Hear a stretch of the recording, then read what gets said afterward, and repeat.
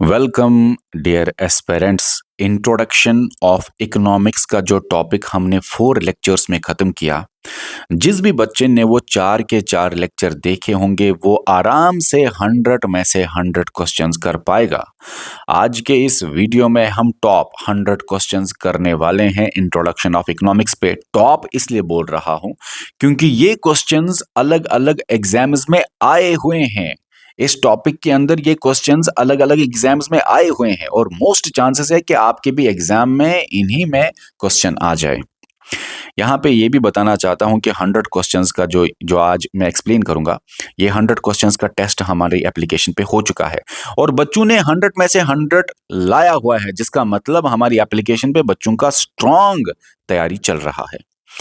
आप नीचे comment section में बताइए 100 में से 100 कौन आप में से स्कोर कर पा रहा है। चलिए, वीडियो से पहले आप स्क्रीन पे देख लीजिए कैसे आप हमारा कंप्लीट कोर्स ज्वाइन कर सकते हैं फाइनेंस अकाउंट्स असिस्टेंट का। और हाँ, अभी ये डिस्काउंट ऑफर पे कंप्लीट कोर्स आपको 699 रुपीज़ में मिल जाएगा। बाद में जब ये डिस्काउंट हट जाएगा तो यही कोर्स आपको 2000 रुपये के आसपास दिखेगा हमारी एप्लीकेशन पे। तो ऑफर का बेनिफिट ले लो ऑफर खत्म होने से पहले। ज्वाइन करने का तरीका स्क्रीन पे लिखा है। हमारी एप्लीकेशन पे कुछ और कोर्सेज भी चल रहे हैं, इनको भी आप चेकआउट कर सकते हैं। इसी वीडियो के डिस्क्रिप्शन में या कमेंट सेक्शन में इन सभी कोर्सेज का लिंक मिल जाएगा। उस लिंक के जरिए आप जाके ज्वाइन हो जाइए और ऑफर खत्म होने से पहले जुड़ जाइए। आज हम इंट्रोडक्शन ऑफ इकोनॉमिक्स के टॉप 100 क्वेश्चंस आपको कराने वाले हैं और ये टेस्ट हमारी एप्लीकेशन पे हुआ है और बच्चों ने 100 में से 100 भी स्कोर किया है। बहुत खुशी होती है हमको जब बच्चा 100 में से 100 स्कोर करता है। आप लोग नीचे कमेंट सेक्शन में ज़रूर बताना कि कौन कौन सा बच्चा 100 में से 100 स्कोर कर पा रहा है। और आपको ये भी बता दूं, ये सारे के सारे क्वेश्चन आप आराम से कर सकोगे अगर आपने मेरे वो 4 के 4 वो चारों के चारों लेक्चर देखे हुए होंगे इंट्रोडक्शन ऑफ इकोनॉमिक्स पे। आपको ये क्वेश्चन बहुत आसान लगेंगे फिर। ठीक है, चलिए स्टार्ट करते हैं। पहला क्वेश्चन है, who is considered as the father of modern economics. इसका सही जवाब है एडम स्मिथ। एडम स्मिथ ही है father of modern economics. Adam Smith ही है father of economics. Adam Smith ही है फादर ऑफ माइक्रो इकोनॉमिक्स। वो बात अलग है, मैंने आपको बोला है कि मॉडर्न इकोनॉमिक्स का और एक फादर है, उसका नाम बता, पॉल सैमुएल्सन। माइक्रो इकोनॉमिक्स का और एक फादर है एल्फ्रेड मार्शल। और ये भी मैंने आपको बताया कि अगर for example father of modern economics आया, पॉल सैमुएल्सन भी ऑप्शन में था, एडम स्मिथ भी ऑप्शन में था, तब क्या करोगे। ये चीजें देखने के लिए मेरे लेक्चर्स आप देख लो। चलो, second question, on the basis of employment condition. देखो ना, अभी ये रिसेंटली ये एक एग्जाम में आया है और आसान क्वेश्चन है। मैंने आपको क्या बताया था लेक्चर के अंदर, on the basis of employment condition economy is divided into, बताइए, ऑर्गेनाइज्ड एंड अनऑर्गेनाइज्ड सेक्टर। बहुत आसान है। और ऑर्गेनाइज्ड एंड अनऑर्गेनाइज्ड सेक्टर्स में इकोनॉमी डिवाइड हुई है एम्प्लॉयमेंट कंडीशन के बेसिस पे, तो ये इसका डी ऑप्शन है। देखो ना, प्राइवेट एंड पब्लिक जो है ये on the basis of ownership, मैंने आपको बोला। प्राइमरी सेकेंडरी टर्शियरी मैंने आपको बोला on the basis of economic activities, और on the basis of employment condition बताइए ऑर्गेनाइज्ड एंड अनऑर्गेनाइज्ड सेक्टर्स। ठीक है, अभी ये रिसेंटली आया है एक एग्जाम में। चलो, which sector contributed the most to India's GDP growth after 1991। इसका सही जवाब बताइए। देखो, 1991 के रिफॉर्म्स के बाद, एलपीजी रिफॉर्म्स के बाद, बताइए मैंने आपको क्या बोला कि जीडीपी या नेशनल इनकम इंडिया का ज्यादा ग्रोथ कौन से सेक्टर से हुआ। मैंने आपको बोला टेरिशरी सेक्टर, बोला था ना लेक्चर के अंदर। अब मुझे बताओ टेरिशरी सेक्टर के रिलेटेड क्या है। इंडस्ट्री तो नहीं है, माइनिंग तो प्राइमरी सेक्टर है, एग्रीकल्चर भी प्राइमरी सेक्टर है, ये तो सेकेंडरी सेक्टर हुआ। Services is related to tertiary sector, तो हमारा सही जवाब क्या है, सर्विसेज। और सर्विसेज के अंदर भी अगर मैं आपको बताऊं, आईटी सेक्टर सबसे ज्यादा ग्रोथ दिखाता है 1991 के रिफॉर्म्स के बाद। ठीक है, और यहां पे on the base of organisation भी economy is divided into organised and unorganised sector. मगर ऑर्गेनाइजेशन पे सवाल नहीं आते हैं, 2-4 बार मैंने देखा एम्प्लॉयमेंट कंडीशंस पे आए हुए हैं, तो इसीलिए एम्प्लॉयमेंट कंडीशंस मैंने लेक्चर के अंदर भी ज्यादा प्रेफरेंस उसी को दी। चलो, in economics problem of choice arises because, बताइए प्रॉब्लम ऑफ चॉइस क्यों होता है? जब एक रिसोर्स को बहुत सारे यूजेस हो, रिसोर्स इधर भी यूज हो, इधर भी यूज हो, इधर भी यूज हो, तो हमारा सही ऑप्शन है रिसोर्स हैज अल्टरनेट यूजेस। और एक क्वेश्चन एक बार आया था, problem of choice arises due to, और एक ऑप्शन सही था उसका, उधर था limited resources and limited waters, limited resources and unlimited waters. तो वही जवाब था, limited resources and unlimited wants जब हो तो प्रॉब्लम ऑफ चॉइस अराइज होती है। ठीक है, डिपेंड करता है क्वेश्चन टू क्वेश्चन, लेकिन जिस भी बच्चे ने मेरे 4 के 4 लेक्चर देखे हैं वो डिफिकल्ट से डिफिकल्ट क्वेश्चन को भी जवाब दे सकेगा। विच of the following is the barter system का ड्रॉबैक आपको बोलना है। प्रॉब्लम क्या थी बार्टर सिस्टम में? हाँ, ये तो एक प्रॉब्लम थी, डबल कोइंसिडेंस ऑफ वांट का एक प्रॉब्लम थी। ये भी प्रॉब्लम थी कि ट्रांसपोर्ट करना एक इंसान की वेल्थ बार्टर सिस्टम के अंदर बड़ा डिफिकल्ट हो जाता था। दोनों के दोनों प्रॉब्लम्स थे, तो दोनों के दोनों तो सही है क्योंकि दोनों के दोनों प्रॉब्लम्स है। ठीक है, और भी प्रॉब्लम्स मैंने आपको बोली, फिक्स्ड यूनिट ऑफ वैल्यू नहीं है, डिफिकल्ट टू स्टोर गुड्स था, वगैरह वगैरह बहुत सारी प्रॉब्लम्स मैंने बार्टर सिस्टम की आपको एक्सप्लेन की हुई है। What do you understand by barter system? Barter system हो गया, मोस्ट अप्रोप्रिएट आंसर यही है आपका, purchase and sale of goods for goods. Money नहीं था, बाइंग एंड सेलिंग तो मनी भी नहीं था, पैसा नहीं था, तो ये आपका मोस्ट अप्रोप्रिएट आंसर बन जाता है बी। और देखना पड़ता है क्वेश्चंस में मोस्ट अप्रोप्रिएट आंसर क्या ही होता है, 4 ऑप्शंस में जो मोस्ट अप्रोप्रिएट हो उसको टिक करके आ जाना होता है। कौटिल्य की बुक अर्थशास्त्र, आसान क्वेश्चन, ये सारे क्वेश्चन अलग अलग एग्जाम्स में आए हुए हैं बच्चा, ये सारे के सारे क्वेश्चंस अलग अलग, चाहे एसएससी हो, सीएचएसएल हो, एसएससी का, सीजीएल हो, जेकेएसएसबी हो, या और भी बहुत सारे एग्जाम्स जो है। तो कहने का मतलब यह है इंट्रोडक्शन ऑफ इकोनॉमिक्स के अंदर जो जो क्वेश्चन आया हुआ है ना अलग अलग एग्जाम में, वो सारे के सारे क्वेश्चन आपके स्क्रीन पे है, वो सारे के सारे क्वेश्चन हमारे बच्चों ने 100 में से 100 किया हुआ है।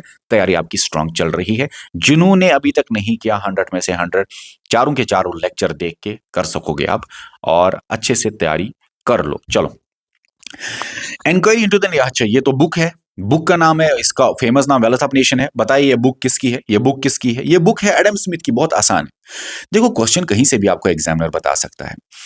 एडम स्मिथ की बुक है ये, चलो वेल्थ ऑफ नेशंस, ये तो आसान क्वेश्चन है, ठीक है ना। एडम स्मिथ ने कौन सी डेफिनेशन दी, इस पे भी सवाल आ सकता है। वेल्थ डेफिनेशन दी, ओके। एडम स्मिथ की जो बुक है ये बुक कब रिलीज हुई है, या ये जो डेफिनेशन है ये कब आई? इस बुक के अंदर ये डेफिनेशन आई, लेकिन ये बुक या डेफिनेशन कब आई? 1776 में। कौन से एरा में आई? तो क्लासिकल एरा में। क्लासिकल एरा किसकी बारे में बात कर रहा था? वेल्थ स्टेज के बारे में बात कर रहा था। एग्जामिनर आपको कोई भी क्वेश्चन बोले, कोई भी क्वेश्चन पूछे, हमारा बच्चा आराम से कर सकेगा, चाहे डिफिकल्ट से डिफिकल्ट भी पेपर क्यों ना बनाए एग्जामिनर। चलो, Who is regarded as the earliest known ruler to introduce economic reforms? देखो मैंने ये लेक्चर नंबर 4 में लास्ट में आपको पढ़ाया हुआ है।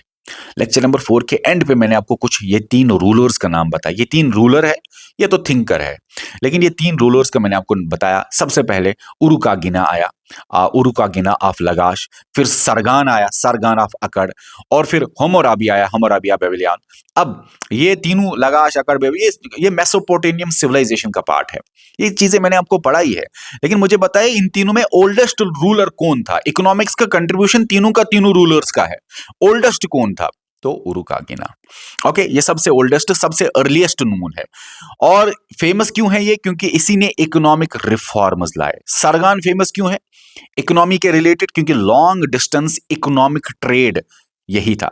होमोराबी बहुत इंपॉर्टेंट, ये इसका क्या कंट्रीब्यूशन है इकोनॉमिक्स में? बताइए। इसने दुनिया का पहला कोड ऑफ लॉज दिया जिसमें इकोनॉमिक्स का भी जिक्र था। फर्स्ट कोड ऑफ लॉज दिया जिसमें इकोनॉमिक लॉज का भी जिक्र था। तो इकोनॉमिक रिफॉर्म्स आपका उरुकागिना। अगर ये भी आता, बताइए इकोनॉमिक्स में इन तीन रूलर्स का, इन 3 बादशाहों का कंट्रीब्यूशन है, इन 3 में सबसे अर्लीस्ट कौन है, सबसे पहला कौन है, एंशिएंट कौन है? तो उरुकागिना। ठीक है ना। वो सेंचुरीज कौन की सेंचुरी में है वो मैंने आपको बताया। ये रूलर्स थे। फिर ये जीनोफोन आया, प्लेटो, एरिस्टोटल, कौटिल्य, ये थिंकर्स थे, है ना, थिंकर्स भी थे ये, और ये इकोनॉमी रिलेटेड थिंकर्स भी थे। और उसके साथ साथ फिर मॉडर्न थिंकर्स में आए, या फिर उसके साथ इकोनॉमिस्ट्स आए, एडम स्मिथ वगैरह, जिन्होंने फिर वेलफेयर डेफिनेशन, वेल्थ डेफिनेशन, इसी तरह अलग अलग चीजें मैंने आपको पढ़ाई हुई है। चलो, अकॉर्डिंग टू एडम स्मिथ, मतलब मैंने आपको हर वो बात पढ़ाई है जो आज के इन 100 क्वेश्चंस के अंदर है, इसीलिए 100 में से 100 स्कोर बच्चों ने आराम से लाया।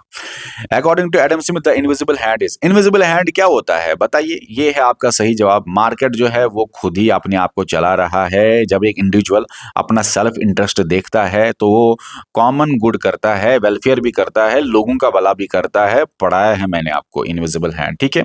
ओके चलो, economics is the science which, okay यहाँ पे आप मुझे बताइए, अब आप मुझे बताइए किसने ये डेफिनेशन दी इकोनॉमिक्स की?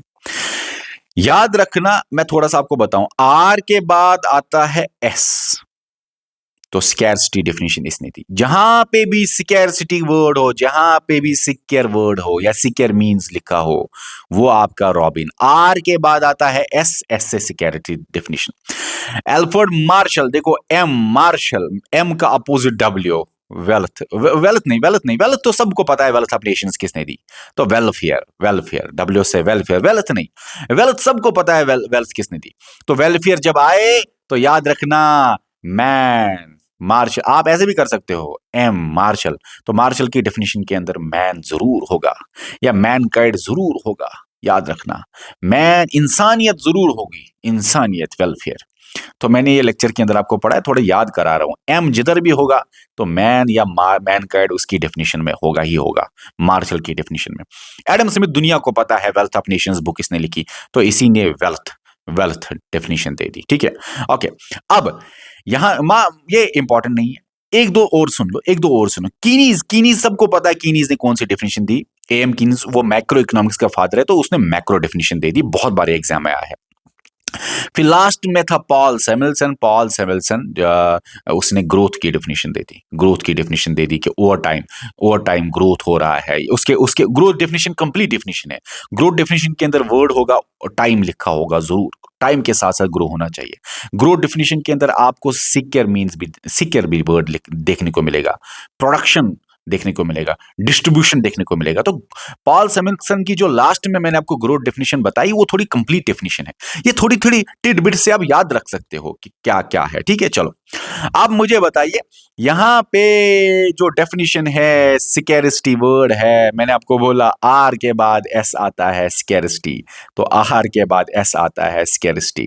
चलो, अगर इस डेफिनेशन के अंदर मैन लिखा होगा या मैन काइंड लिखा होगा, तो बताइए एम का अपोजिट, एम का अपोजिट, सॉरी एम का अपोजिट नहीं, एम का अपोजिट होता है वेलफेयर, क्या बोलते हैं इसको, वेलफेयर डेफिनेशन। लेकिन वो वेलफेयर डेफिनेशन छोड़ो, मुझे पता है एम, तो यहां पे भी एम ही लिखा है, मार्शल से मैन काइंड, एडम स्मिथ दुनिया को पता है वेलफेयर, कीनीज मैक्रो इकोनॉमिक्स, और फिर लास्ट वाला जो है पॉल सैमुएल्सन, उसने ग्रोथ का बताया। चलो, मार्शल, अच्छा एम, एम तो आ गया, मार्शल बताइए, एम मार्शल, एम का अपोजिट होता है वेल्थ, डेफिनेशन इसने दी। लेकिन सवाल ये नहीं है कि वेल्थ डेफिनेशन किसने दी, सवाल ये है कि मार्शल साहब की डेफिनेशन क्या थी। तो एम से मैनकाइंड, मैनकाइंड या मैन जहां पे लिखा होगा।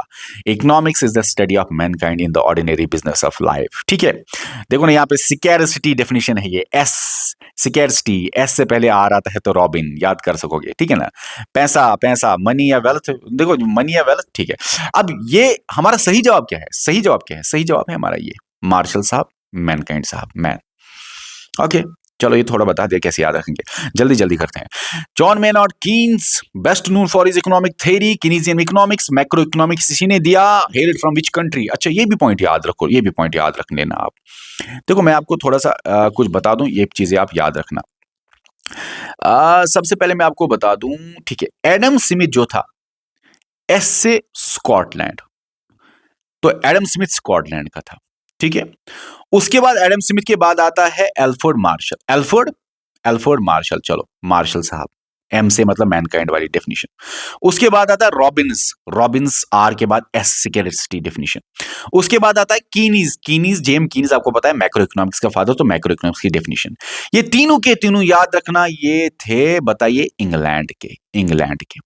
और फिर लास्ट जो है पॉल सैमुएल्सन, जिसने कंप्लीट डेफिनेशन दी, जिसमें ग्रोथ का आपको दिखेगा वर्ड या ग्रोथ डेफिनेशन है, पॉल सैमुएल्सन, वो कंप्लीट वाला याद रखना यूएसए से। अब मुझे बताओ सही जवाब क्या है? एडम स्मिथ स्कॉटलैंड से, मार्शल साहब, रॉबिन साहब और कीनीज साहब इंग्लैंड के, और फिर लास्ट पॉल सैमुएल्सन यूएसए का। अब सही जवाब बताओ।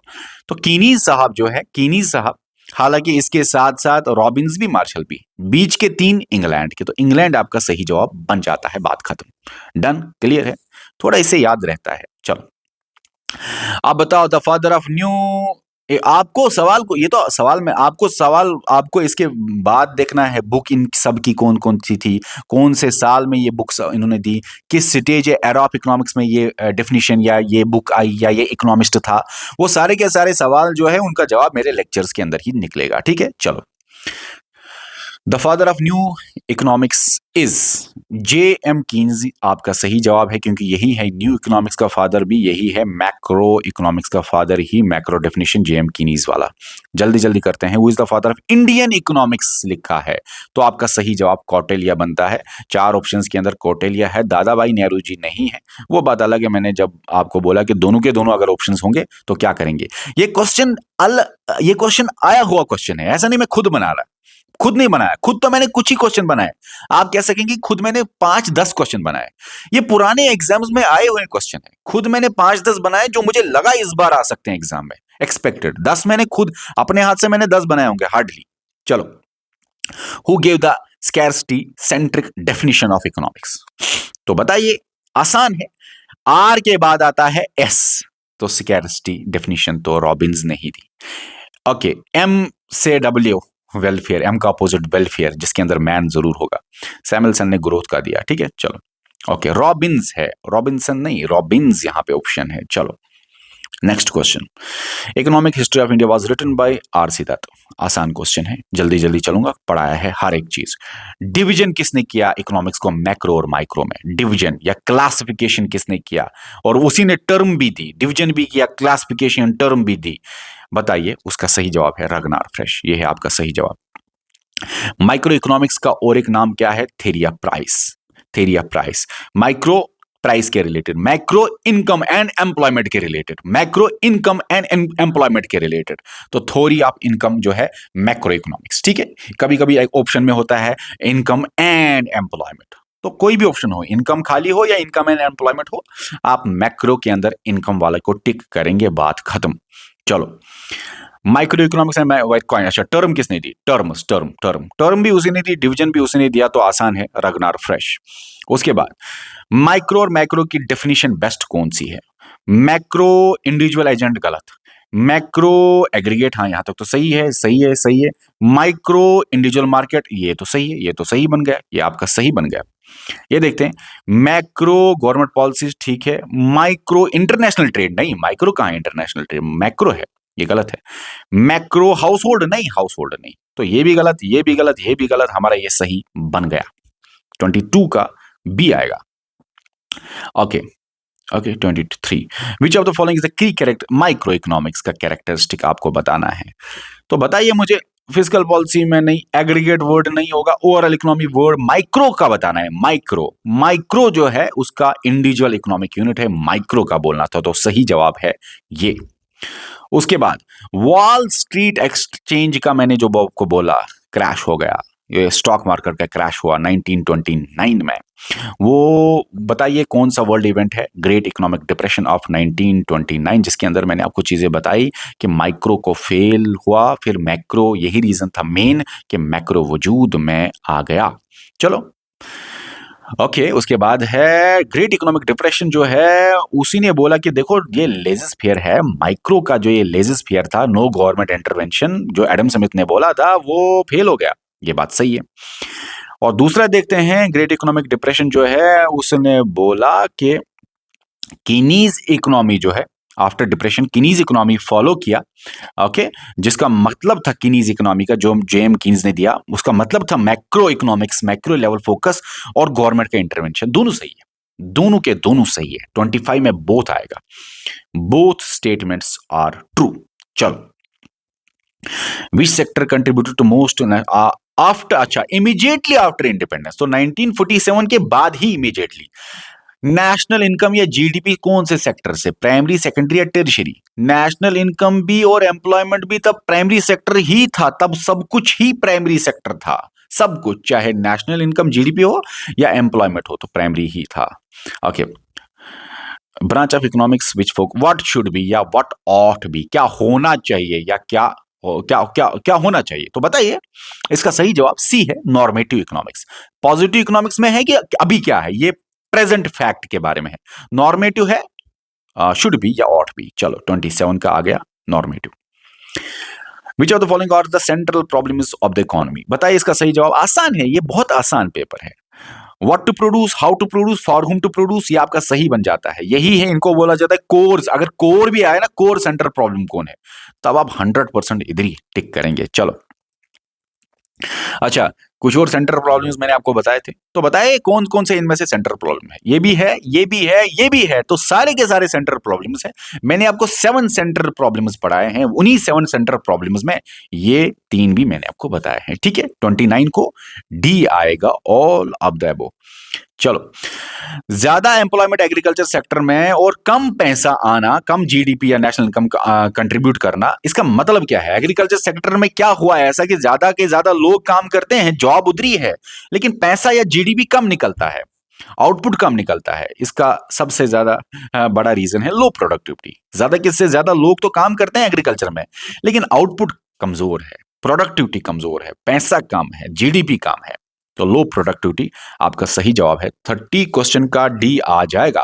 31, which of the following reflects what to produce? अच्छा, व्हाट टू प्रोड्यूस, बताइए इसका सही जवाब है व्हाट। सबसे पहला यही है, व्हाट टू प्रोड्यूस। फिर आता है हाउ टू प्रोड्यूस, फिर for whom to produce. What का मतलब मैं क्या चूज करूं, कैपिटल गुड्स बनाऊं कि कंज्यूमर गुड्स बनाऊं?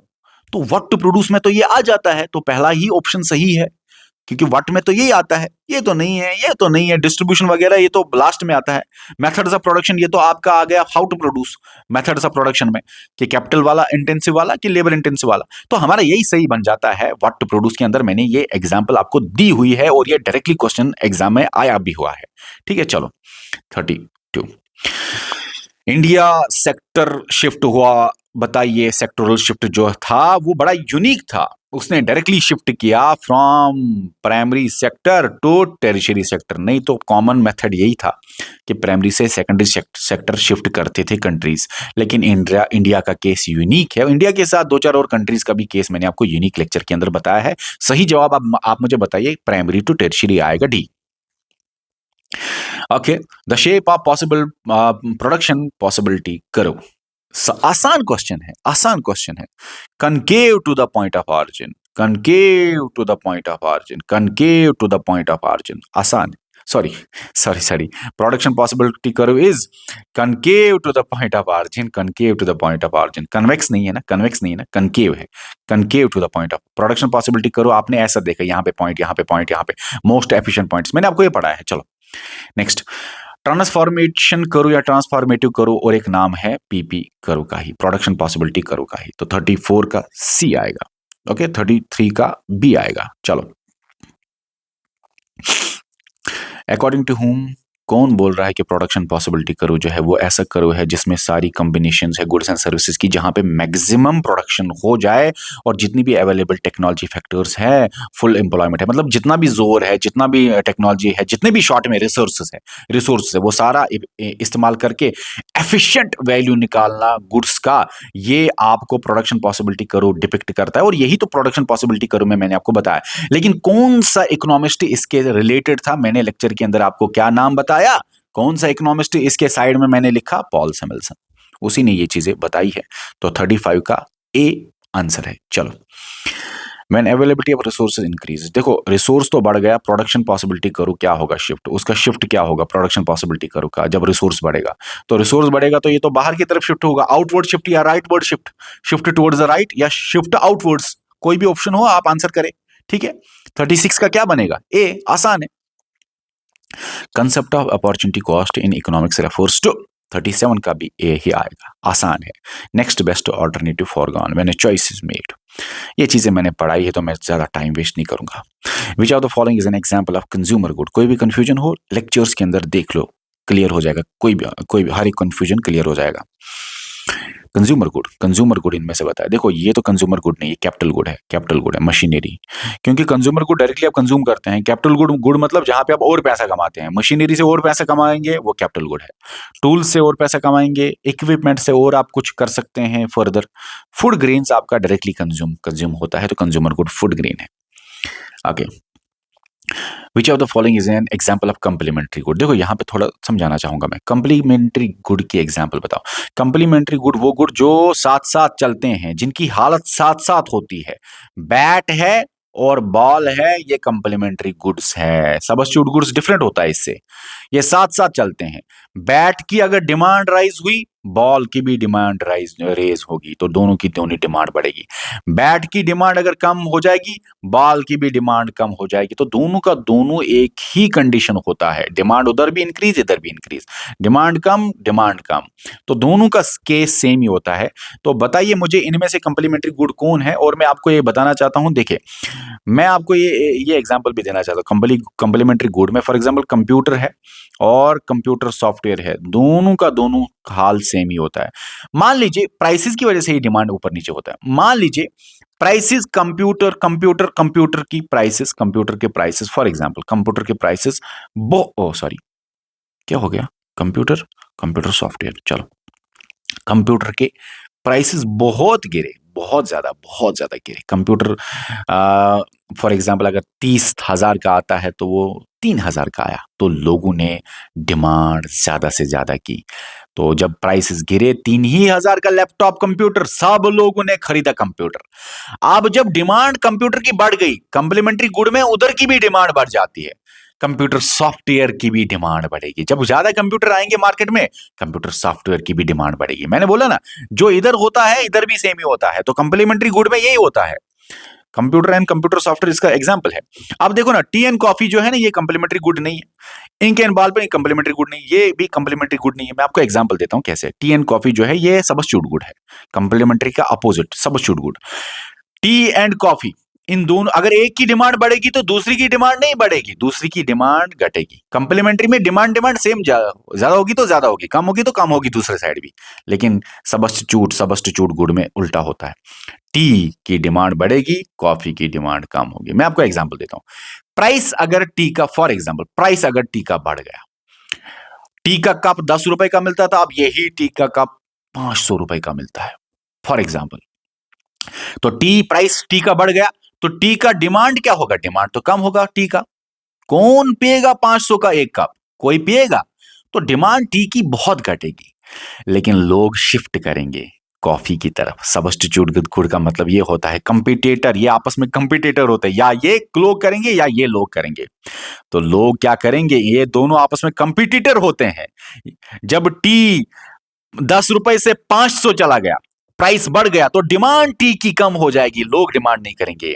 लेकिन इधर कॉफी का असर क्या पड़ेगा, लोग ज्यादा से ज्यादा बोलेंगे चलो 10 रुपए की कॉफी मिलती है या 20 रुपए की कॉफी मिलती है, तो लोग ज्यादा से ज्यादा कॉफी पियेंगे, तो डिमांड बहुत बढ़ेगी कॉफी की। तो यहां डिमांड कम हुई, यहां डिमांड बढ़ी, और यही सबस्टिट्यूट गुड होता है। तो tea and coffee example of substitute good.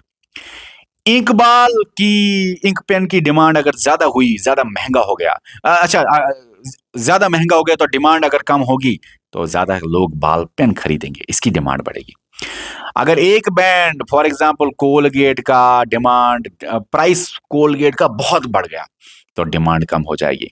और एक टूथपेस्ट था, उसकी ज्यादा डिमांड बढ़ेगी, लोग ज्यादा वही सस्ता वाला टूथपेस्ट खरीदेंगे। तो वो सबस्टिट्यूट, ये सबस्टिट्यूट है, ये भी सबस्टिट्यूट गुड्स है, ये भी सबस्टिट्यूट गुड्स है। हमारा सही जवाब है कंप्लीमेंट्री गुड्स। चलो okay, goods in which decrease in price of one good result in the increase. अच्छा बताओ, अब मुझे जरा बताओ, अभी मैं ये सिखा रहा था, अब आप लोग मुझे जवाब बताएंगे। मुझे बताइए, अगर प्राइस होगा डिक्रीज एक गुड में, प्राइस होगा कम, ओके, एक साइड एक गुड में प्राइस होगा कम, अब आप मुझे बताइए उसका रिजल्ट होता है increase in demand of other good. ये वाला गुड जो है इसका डिमांड बढ़ेगा। अब आप मुझे बताइए ये दो गुड्स आपस में क्या है, बता मुझे। इसका प्राइस अगर कम होगा ये वाले गुड का, तो यही वाले गुड का मतलब प्राइस अगर कम होगा तो लोग ज्यादा खरीदेंगे, तो डिमांड ज्यादा होगी। लेकिन यहां पे भी डिमांड ज्यादा है, तो जब मैंने पहले ही बोला, जब दोनों गुड्स का डिमांड ज्यादा ज्यादा होगा वो कंप्लीमेंट्री है। हाँ, अगर उल्टा होगा वो सबस्टिट्यूट है, तो ये कंप्लीमेंट्री गुड्स में आ जाएगा शॉर्ट में। अगर डिफिकल्टी से डिफिकल्टी पेपर क्वेश्चन आपका बनाना चाहे ना एग्जामिनर्स, तो ऐसे क्वेश्चंस आए हैं। डिफिकल्टी से डिफिकल्टी पेपर्स में ये क्वेश्चन आए हैं। अगर आप ये कर सकते हैं, तो अगर डिफिकल्टी लेवल पेपर आ जाए कभी, तो आप आराम से इसको कर सकेंगे। ओके, अच्छा, ये क्वेश्चन तो मान लो आप डिफिकल्ट पेपर ही है। अगर डिफिकल्ट लेवल का भी पेपर आए, आप आराम से अगर इसको कर सकेंगे तो आप मान लीजिए आप सिलेक्टेड स्टूडेंट्स में से हैं। बताइए मुझे, आप x and y pair of goods है, एक्स इधर है, वाई इधर है, ये दोनों, ये भी एक गुड है, ये भी एक गुड है, ठीक है, ठीक है। अब आपको बोलना है ये कंप्लीमेंट्री है कि सबस्टिट्यूट है। अगर अगर प्राइस ऑफ वाई कम होता है, प्राइस ऑफ वाई कम होता है, ठीक है, the demand for x also falls, इधर भी डिमांड कम होती है। अब आप मुझे बताएं ये आपस में क्या है, मुझे बताओ, प्राइस अगर इधर वाई का काम हुआ तो इसकी डिमांड क्या होगी? प्राइस अगर वाई का काम हुआ तो डिमांड तो ज्यादा होगी, क्योंकि सस्ता हो गया, प्राइस कम हो गया, लोग तो इसी को खरीदेंगे। जब लोग इसी को खरीदेंगे, डिमांड ज्यादा होगी। अब जब उधर डिमांड ज्यादा हो गई तो यहाँ पे डिमांड ज्यादा नहीं है, ये कंप्लीमेंट्री नहीं है। यहाँ पे डिमांड कम है, उल्टा है, ये सबस्टिट्यूट गुड है। क्योंकि लोग जब उधर ही जाएंगे तो इधर कौन आएगा? इधर तो डिमांड गिरेगी, वाई एक्स में कौन आएगा? जब लोग टी में ही, जब लोग फॉर एग्जाम्पल इधर इधर साइड टी है, जब लोग टी ही ज्यादा डिमांड करेंगे तो कॉफी कौन पिएगा? कॉफी की डिमांड गिरेगी, कॉफी की डिमांड गिरेगी। तो ये सबस्टिट्यूट गुड्स है। समझ नहीं आ रहा है, कोई बात नहीं, लेक्चर देख लो, फिर ये लेक्चर देख लो, आपको समझ आ जाएगा। चलो, tea and coffee are substitute goods. Okay, 42 का सबस्टिट्यूट गुड्स है। ओके, सबस्टिट्यूट गुड्स कैसे? फॉर एग्जांपल अगर यहाँ पे डिमांड बढ़ेगी, यहाँ पे डिमांड कम होती है, यहाँ पे अगर डिमांड ज्यादा कम होगी, यहाँ पे डिमांड लोग ज्यादा करेंगे। फॉर एग्जाम्पल मैंने आपको दे दिया, एक्स की एग्जाम्पल मैं आपको दूंगा डिमांड कम होने की। टी जो है, टी 10 रुपए से 1000 रुपए चली गई तो कोई डिमांड नहीं करेगा। लेकिन आप देखेंगे डिमांड इधर कम हुई, लेकिन इधर डिमांड ज्यादा हो जाएगी, कॉफी ज्यादा से ज्यादा लोग पियेंगे। ये सबस्टिट्यूट गुड्स है, क्योंकि इसके बदले इसको पी सकते हैं हम, सबस्टिट्यूट गुड्स है, इसलिए कोई बात नहीं। चलो, उसके बाद है normal good is a good for which, normal good वो गुड है जिसमें डिमांड इंक्रीज होती है जब इनकम इंक्रीज होती है। आसान है, ये चीजें मैंने आपको पढ़ाई है, पता नहीं मैं फिर से क्यों पढ़ा रहा हूं। चलो चलो जल्दी जल्दी चलते हैं, इस सेशन को खत्म करते हैं। विच of the following is not a capital good? 44 का फूड एंड क्लोथिंग, ये कैपिटल गुड नहीं है। ट्रक से पैसा बनाओगे, इससे पैसा बनाओगे, इससे पैसा बनाओगे, ये सारे के सारे कैपिटल गुड्स है आपके। ये कंज्यूमर गुड है डायरेक्ट, तो हमें नॉट अ कैपिटल गुड बोलना था फूड एंड क्लोथिंग। चलो, 44 food and clothing, A option. 45 final goods are divided into, final good जो है रॉ मटेरियल और सेमी फिनिश्ड गुड, ये तो ना। सिंगल गुड, कंपोजिट गुड ना। ये देखो, या तो फाइनल गुड होगा कंजप्शन के लिए, या तो कैपिटल गुड होगा फर्दर प्रोडक्शन के लिए। ठीक है, 45 का सी सही जवाब है। ओके, 46 क्वेश्चन है, dialysis is a type of good for which demand. अच्छा, वो कौन सा गुड है जिसमें डिमांड, देखो नॉर्मली क्या होता है जब प्राइस राइज होता है तो डिमांड इंक्रीज नहीं होता, डिमांड तो डिक्रीज होता है। प्राइस ज्यादा हो गया, महंगा हो गया, तो लोग कम डिमांड करेंगे। लेकिन वो कौन सा गुड है जिसमें ये उल्टा होता है? महंगा भी हो गया, सामान महंगा भी हुआ, फिर भी लोग ज्यादा ज्यादा ज्यादा खरीदारी करेंगे, डिमांड करेंगे। तो ये कौन सा गुड है मैंने आपको बताया है। दो गुड्स का नाम मैंने आपको लेक्चर के अंदर बताया, एक है गिफिन गुड, दूसरा है वेबलिन गुड। और गिफिन गुड जो है और वेबलिन गुड जो है, फर्क इतना ही है, गिफिन गुड होता है फॉर गरीब, जी से गिफिन, जी से गरीब, गरीब गरीब गरीब, चलो गरीब मतलब पुअर के लिए। और ये इसलिए होता है, प्राइस भी बढ़ गया चावल का, राइस का, चावल महंगा हुआ, फिर भी चावल ज्यादा खरीदा, डिमांड हुई। क्यों? क्योंकि सर्वाइवल के ऊपर बात आ गई।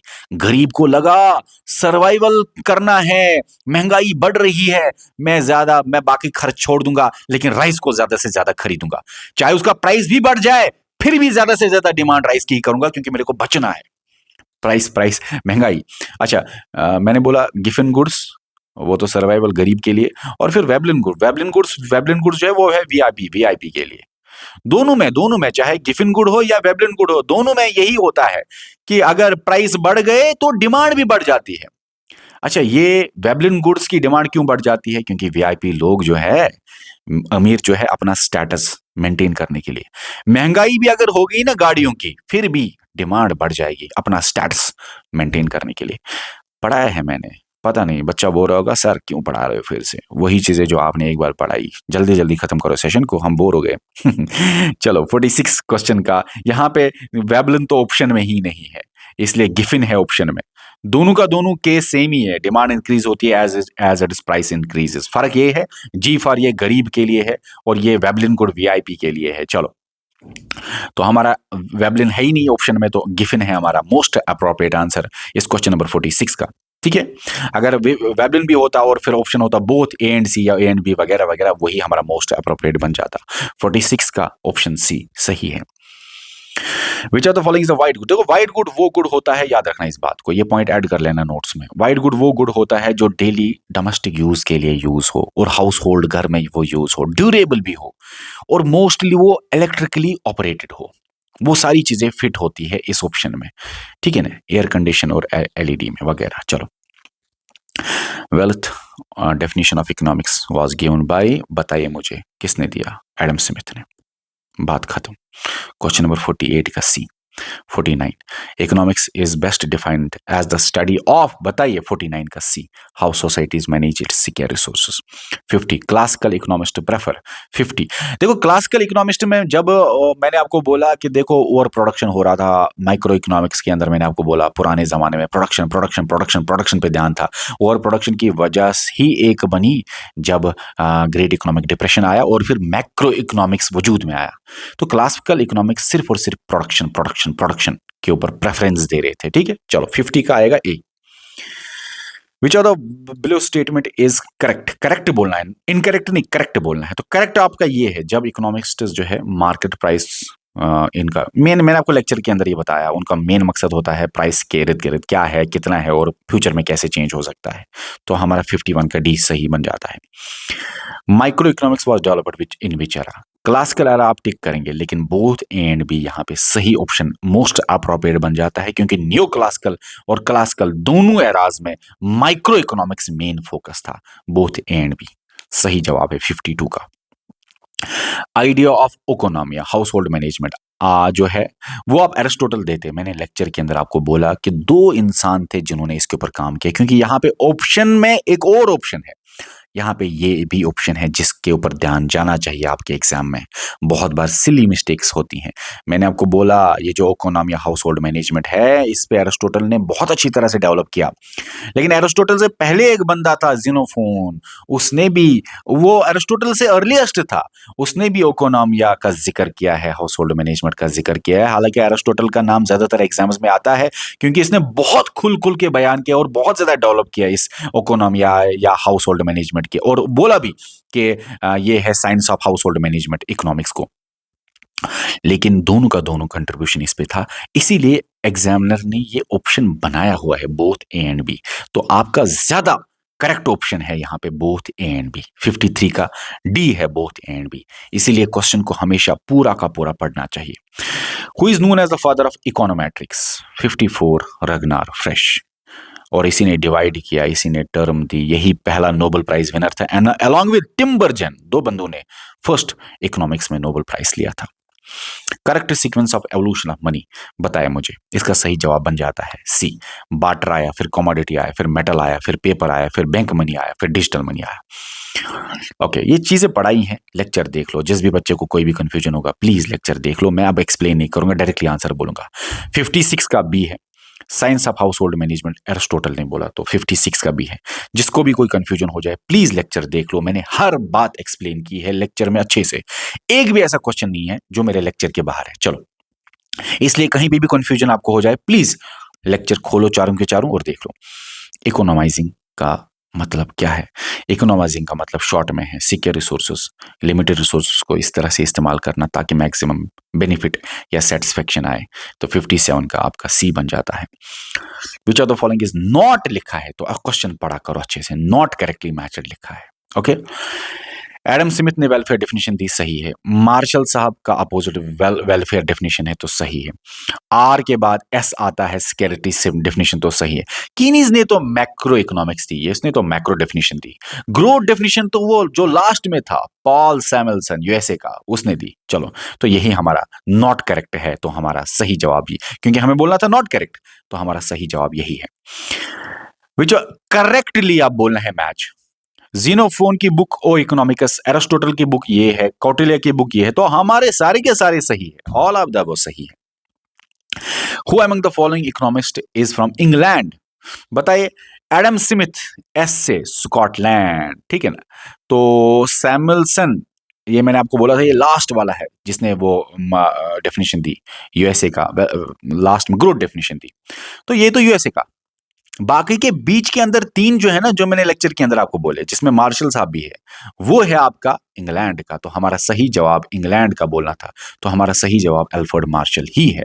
हमारा सही जवाब 60 का सी है। 60 का सी है। ओके, एक बात याद रख लो, अगर यहां पे फॉर एग्जाम्पल मैं लिखूं नॉट फ्रॉम इंग्लैंड, तो ये नॉट फ्रॉम इंग्लैंड था, लेकिन नॉट फ्रॉम इंग्लैंड ये था, लेकिन sorry sorry sorry sorry sorry, मैंने ये क्या बोला? अगर यहाँ पे लिखा होगा ये तो इंग्लैंड का है, ये तो इंग्लैंड का है। अगर यहाँ पे लिखा होगा इज नॉट फ्रॉम इंग्लैंड, तो कौन नहीं है फ्रॉम इंग्लैंड? एक तो ये क्योंकि ये स्कॉटलैंड से था, और ये क्योंकि ये यूएसए था। तो हमारे ये ऑप्शन सही बन जाता था, बहुत ए एंड बी तब करेक्ट करना था। ठीक है, चलो। The first Nobel prize in economics was awarded to, जल्दी से बता दो। रगनार फ्रेश, आप सही करेंगे, लेकिन प्लीज इस क्वेश्चन को देख लो, इसीलिए ये बहुत A and B, A and C कभी कभी होता है। इकोनॉमिक्स में पहला नोबेल प्राइज पहली बार मिला रगनार फ्रेश के साथ साथ टिम्बरजिन। लेक्चर मेरा देख लो, मैंने दोनों के दोनों नाम लिखे हैं उधर। तो बोथ ए एंड बी आपका सही जवाब है। 61 का आपका डी है। ठीक है, ओके ओके, ये तो मैंने कर लिया, एक सेकंड, सॉरी सॉरी। 61 का आपका डी है, done. 62, which of the following good, good इनमें से कौन सा है? बताओ मुझे, जल्दी जल्दी बताओ, गुड कौन सा है? टेंजिबल भी है, सेपरेबल भी है। सेपरेट मतलब जहां पे प्रोडक्शन एंड कंजप्शन सेपरेटेड है। प्रोड्यूस अलग जगह हो सकता है, कंज्यूम अलग जगह हो सकता है। ट्रांसफरेबल है मतलब ओनरशिप ट्रांसफर होती है। रिटर्न भी हो सकता है, गुड सर्विस नहीं होती। स्टोर भी कर सकता है इंसान गुड को। ये आपका सही जवाब पहला ही बन जाता है, 62 का ए। प्रोडक्शन पॉसिबिलिटी शेड्यूल शोज, बताइए इसका सही जवाब है एफिशिएंट पॉसिबल कॉम्बिनेशंस इन टेबल फॉर्म। ओके, एफिशिएंट और टेबल फॉर्म में ये शेड्यूल, मैंने आपको बोला था एफिशिएंट वर्ड और टेबल फॉर्म याद रखना शेड्यूल है। इसी एफिशिएंट टेबल फॉर्म को जब आप ग्राफ पे उतारते हैं, वही आपका प्रोडक्शन पॉसिबिलिटी ग्राफ या कर्व बन जाता है।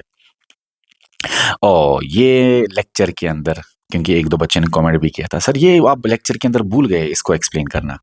ओके, देखो प्रोडक्शन पॉसिबिलिटी सेट है ना, एक छोटी सी जगह पे मैंने लिखा, लेकिन वो मैं लेक्चर के अंदर भूल गया। कुछ नहीं है ये शेड्यूल और सेट में फर्क इतनी है, सेट हर एक पॉसिबिलिटी, ये अगर आपका प्रोडक्शन पॉसिबिलिटी फ्रंटियर है, इधर जितने भी मैक्सिमम एफिशिएंट पॉसिबिलिटीज है, एफिशिएंट वाले हैं, वो आपका टेबल फॉर्म में जब आप उतारते हैं तो वो शेड्यूल है।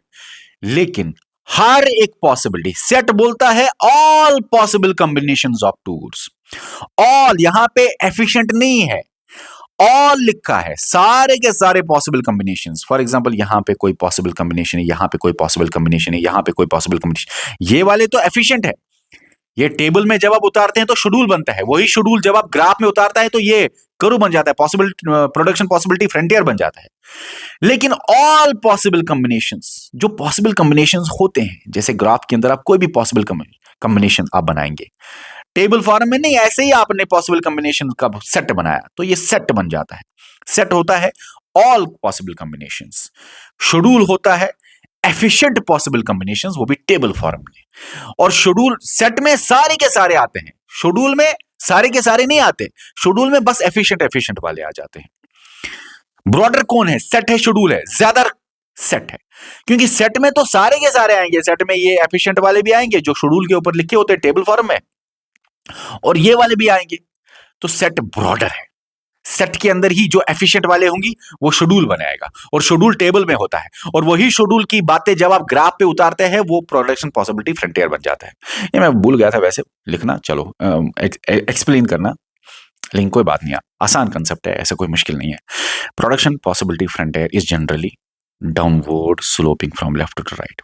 जब आप लेफ्ट से राइट जाते हैं, फॉर एग्जांपल जब आप लेफ्ट से राइट जाते हैं तो downward slope, downward slope, downward slope, तो ये आपका सही बन जाता है 66 का B. Economic growth is shown by, 67 का बताइए मुझे, economic growth is shown by, जल्दी बताइए, आसान है, rightward shift of PPF. Growth क्या है? इकोनॉमिक ग्रोथ मतलब ये जो प्रोडक्शन पॉसिबिलिटी फ्रंटियर है, अगर वो राइट वर्ड शिफ्ट होगा या आउटवर्ड शिफ्ट होगा मतलब ग्रोथ हुआ। अगर इनवर्ड शिफ्ट हुआ या लेफ्ट शिफ्ट हुआ, इसका तो मतलब इकोनॉमिक डिक्लाइन हुआ। या इकोनॉमिक रिसेशन आया, डिक्लाइन हुआ शॉर्ट में, तो शॉर्ट में 67 का आप टिक करेंगे बी को शॉर्ट में। Who explain the modern PPF concept? Paul Samuelson. बिना किसी टेंशन के मेरे बच्चे टिक कर सकेंगे इसको, ठीक है। ओके, 67 का बी मैंने बोला, 67 का बी है ना, चलो 68 का भी बी है, चलो। Functional distribution help us answer which problem? देखो फंक्शनल डिस्ट्रीब्यूशन मैंने बोला फैक्टर्स ऑफ प्रोडक्शन के अंदर फंक्शन करना चाहिए वो, तो वो लास्ट वाला याद करो। व्हाट टू क्या आएगा 69 को जरा आप लोग बताओ। सी आएगा, फॉर हुम टू प्रोड्यूस। सी आएगा, for whom to produce. How to produce, ये जो मिडिल वाला है हाउ टू प्रोड्यूस, तो बता हाउ टू प्रोड्यूस में टेक्निक देखी जाती है, choice technique how to produce में। Static economics particular point of time के बारे में बात करता है, over a period of time नहीं। 71 का बी आएगा, ठीक है। मेटा इकोनॉमिक्स 72 का एथिक्स, मॉरलिटी, ह्यूमन वैल्यूज जब इकोनॉमिक्स में डालते हैं तो मेटा इकोनॉमिक्स। मीजो इकोनॉमिक्स की एग्जांपल बताओ मुझे, पढ़ाया है मैंने, हर क्वेश्चन पढ़ाया है। जब सेक्टर वाइज बात हो, जैसे agriculture sector in Punjab, sector wise बात हो या रीजनल इकोनॉमिक्स की बात हो, फिर से यही क्वेश्चन, मीजो इकोनॉमिक्स, सेक्टर और रीजनल इकोनॉमी। 74 का सी। 75 विच of the following was the cause of great depression का कॉज मुझे बताओ।